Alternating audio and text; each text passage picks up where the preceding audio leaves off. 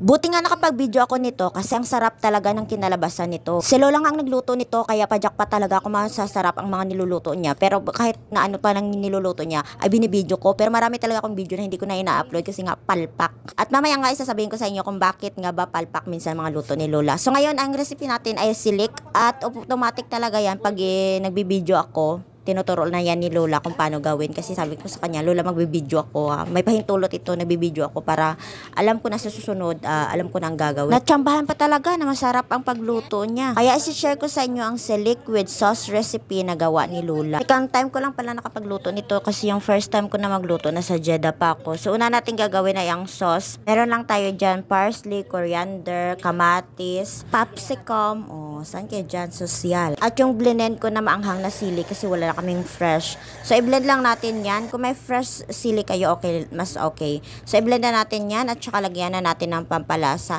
Lemon, asin, at saka paminta lang nilagay ko dyan. Kayo na lang magtansya ng asin at paminta kasi yung nilagay ko, konti lang talaga itong ginawa kong sauce kasi may red sauce kami na sili rin. So, sabi ni Lola, kontian ko lang. At pinatikim ko na nga kay Ate May kasi first time lang namin gumawa dito. Kaya ayan, kailangan nating ipatikim. So, ito na nga yung manok natin para sa silik. Nilaga ko lang yan sa sibuyas at saka bawang. Nilaga ko na ng mga 30 minutes. At pasensya na kayo kapag hindi sunod-sunod yung mga video ko. Hindi siya parang consistent kasi alam niyo naman si Lola nyo maraming inuutos. So, nung kumulo na nga lumambot na yung ating manok, hinango na yan ni Lola. Tapos gumawa kami ng sauce, butter, sriracha, hot sauce, at saka tuyo. Napakasarap ng sauce na to. Kahit napalpak yung pagbuhos ni Lola ng tuyo kasi naubos niyang ibuhos yung tuyo sa aming ginawang sauce. Pero okay lang siya. Sabi ko okay lang siya Lola kasi nga wala naman kaming nilagay pa na ibang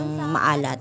Yung toyo lang talaga siya. Kung pinakuluan natin na sabaw ng manok, doon rin natin ilalagay yung rose mastre na gagawin nating silik. Matagal ang paggawa ng silik mga ming, kaya mga 1 oras namin to siyang nilaga sa mahinang apoy, sa pinakamahinang apoy. So ayan na nga siya, para na siyang lugaw. Tapos nilagyan niyan siya ni Lola ng, hindi ko na video, nilagyan niya ng lebon na full fat kasi pag full fat talaga siya malasa. Kasi yung una niyang ginawa nung nakaraan, low fat yung ginawa niya kaya hindi siya masyadong malasa.